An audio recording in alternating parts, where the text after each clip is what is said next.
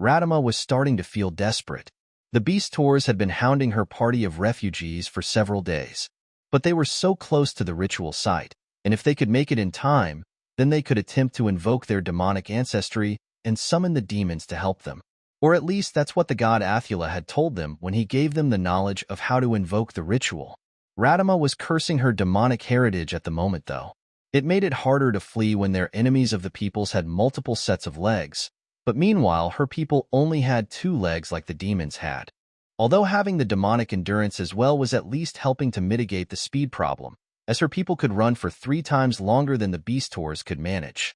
This was the only thing that allowed them to stay ahead of their pursuers.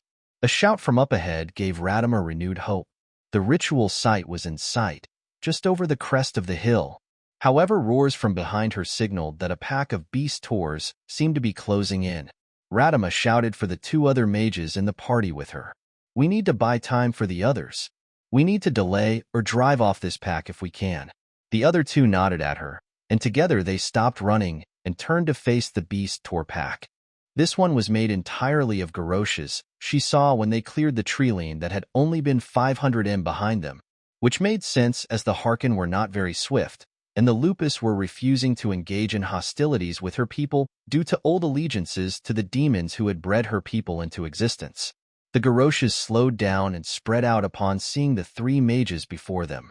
The magic of her people, magic that only worked for those of demonic heritage, was one of the reasons her people hadn't simply been wiped out when the last demons in this world had finally died. The beast tours had only started hunting her people because their magic was starting to dwindle, as they feared her people's magic. As the garroches slowed down, they also transitioned from moving on all 6 limbs to only using the back 4, and raising the front of their body upright using the waist that was located at their middle set of limbs. Their front paws started to draw weapons from their backs, though clumsily. Unlike the demons, who had what they had referred to as hands, and her people who inherited the demonic feature, the various races of the peoples had a hard time manipulating tools even with opposable thumbs. Their fingers just weren't designed for it. Meanwhile, her people had long and deft fingers that could use many variety of tools and easily trace arcane sigils, which they had been doing ever since they stopped running. The garroches raised what Radama recognized as bows and started to draw them, but it was too late. With a shout of the command word, the spells that the mages had been preparing was completed, and the earth shook beneath the beast tours as it started to split open and crumble.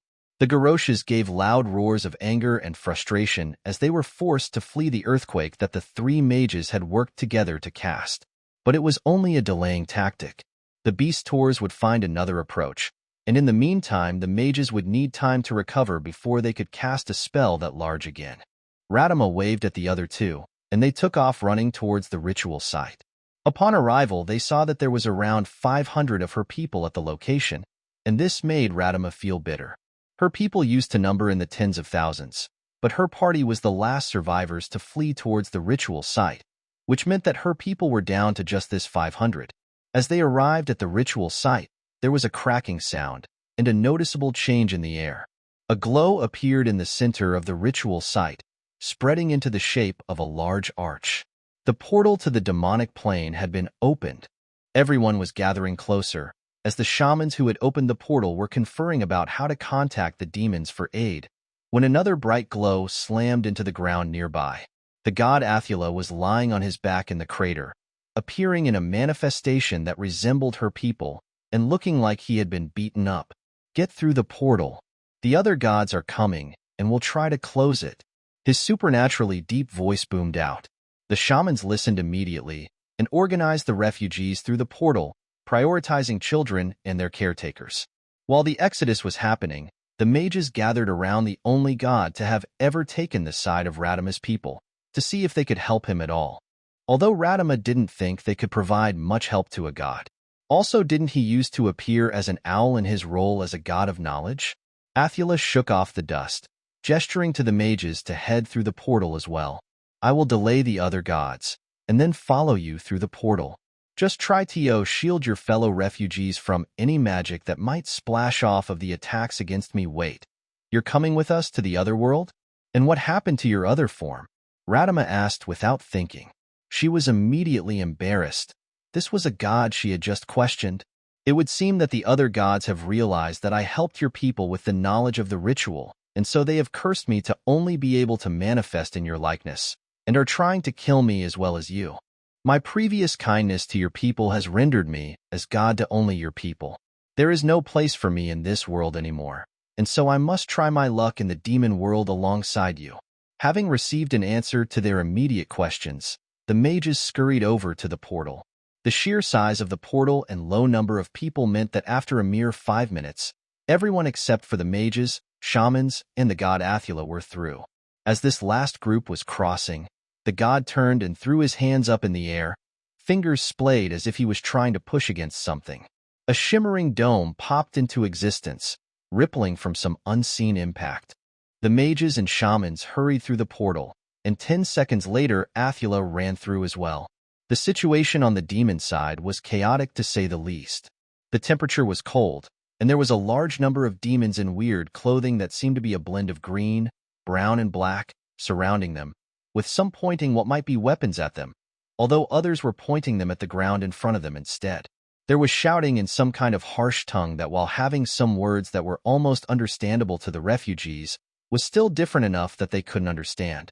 Other shouting was happening in a tongue that was less harsh and had a similar cadence to their own speech, but didn't seem to have words in common. Athula, seeing the situation, waved his hand, and suddenly all of the refugees could understand the words, as a translation spell settled on all of them. So far none of the shouting was directed at them, but seemed to be some of the demons giving orders to others. Pushing through the small crowd to get to the edge, Radama cleared her throat and attempted to get someone's attention. Anyone would do since she didn't know who was in charge. "Excuse me, but are you the same demons as our ancestors? Is this Rome?" All of the demons stared at her now. One of them strode forward and started talking to her. "How are you suddenly speaking English? And what do you mean, demons? Our God blessed us with a translation spell. We came to this plane seeking the demons who are kin to our ancestors. There isn't any demons on this world, only humans. And why would you ask about Rome? Our demon ancestors said that their home was called Rome, and referred to themselves as Romans." The demon rubbed his face, a move that seemed to indicate exasperation. "Well, Rome isn't a country anymore. What's your reason for seeking out the people of your ancestors?" Radama started shivering a little, feeling her emotions starting to overwhelm her as she replied, "We are fleeing a species known to us as the Beast Tours, who are trying to exterminate us due to our demonic heritage." The demon seemed to give her people a glance, taking in their state. "Well, you lucked out then. Our government has a tendency to help refugees like you seem to be. They might help you guys too once we've relayed the situation to them. In the meantime, let's get you people somewhere inside for now, as you don't seem dressed for the winter." Radama nodded her head in agreement. She was definitely feeling the cold. Although not as much as she thought she should be, given that there was what she was now recognizing as snow on the ground. Probably Athula's doing, she reasoned. The demon was busy giving directions to some other demons before he turned back to her. "By the way, welcome to Canada. Just too bad you ended up here at CFB Gagetown.